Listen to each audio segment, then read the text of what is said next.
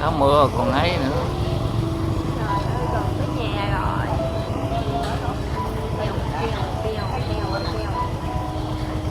Nghe học hiểu gì không? Cái lửa sắp đi qua. Chắc bên đây trong ga ra. Đây. Tại nhìn hướng đó, tôi đang nhìn. Không có nhà nào đẹp. Cái nhà nào đẹp đâu. Đó hả? Giống hả? Không, cái nhà lá đó. Ờ.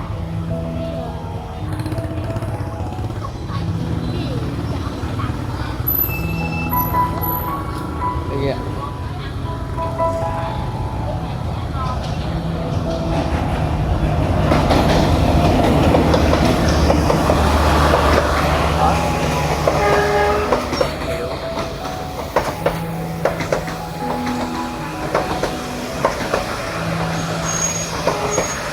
Quay những gì người ta không quay.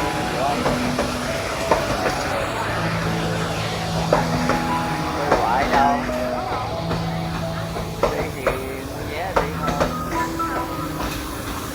Không rẻ đâu mà.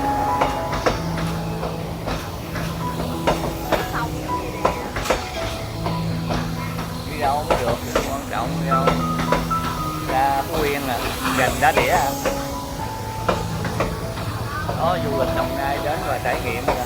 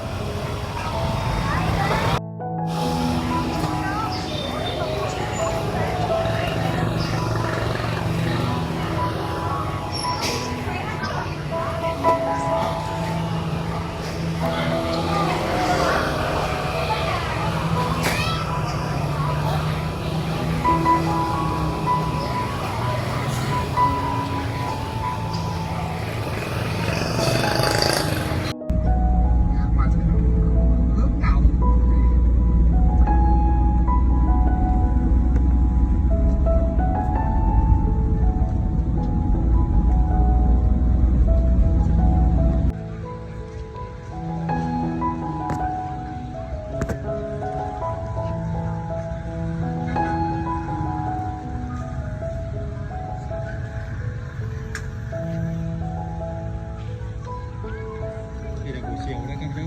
Buổi chiều các chú đi chơi và ăn tối luôn này. Đang ở thành phố Quy Nhơn. Cái bãi biển đây này.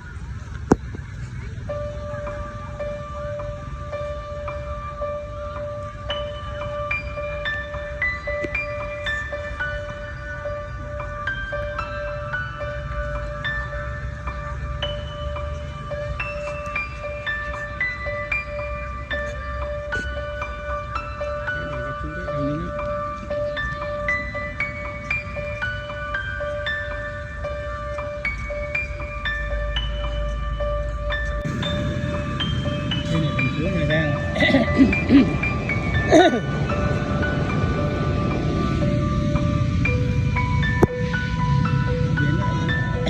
Tàu biển đấy.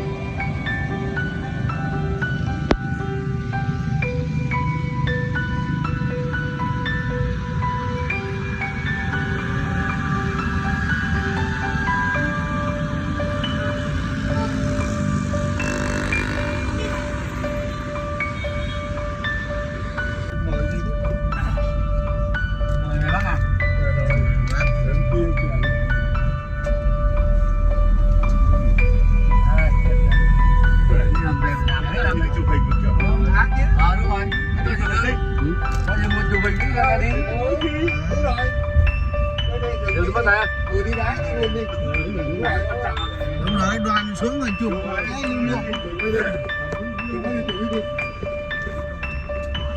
Anh nhớ đi đâu mà cái vạch cơ đồng này đây đây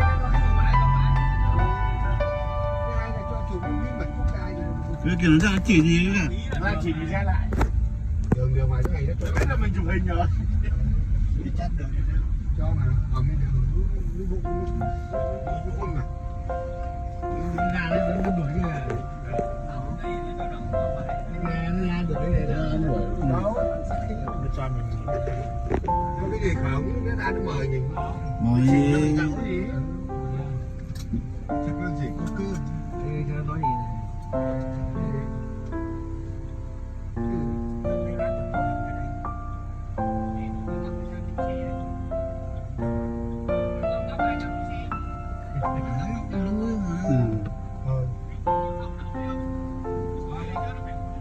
Rồi, đó là cảm ơn. Đi luôn. À, nó cũng cho đi ra thôi. Cái đó đúng rồi. Đúng rồi, cái này nó được xếp quá. Đúng rồi.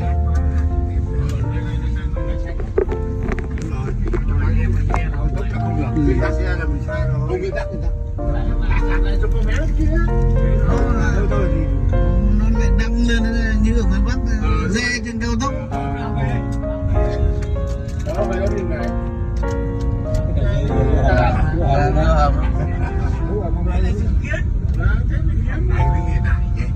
Đường cua kìa, biết không? Hôm nay bao nhiêu km? Quá đẹp luôn. Đẹp hơn. Đẹp không biết nhìn giỏi nước rồi đấy. Nước nó giỏi trên núi xuống. Biết rồi nhìn. Đây họ là Việt Nam thi công đó. Cái này mấy cái này Việt Nam hết mà, giờ đâu có ngoài đâu. Cái này mới thuận mới bây giờ xếp. Giờ Việt Nam làm gì đâu. Quá đẹp. Mình rất hay. Được cây số không? Không biết bao nhiêu. Bao nhiêu chứ. Thì nó có nói độ dài bao nhiêu? Có nhưng mình không để ý. Ngày dài.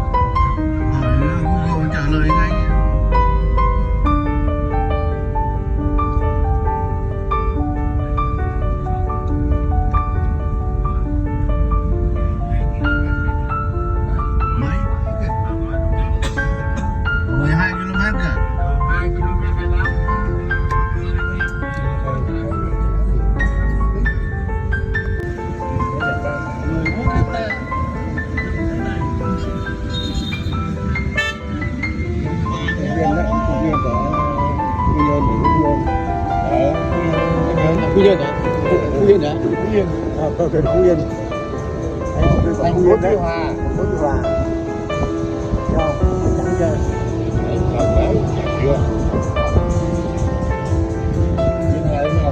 Cũng được, cảm thấy không điện quá.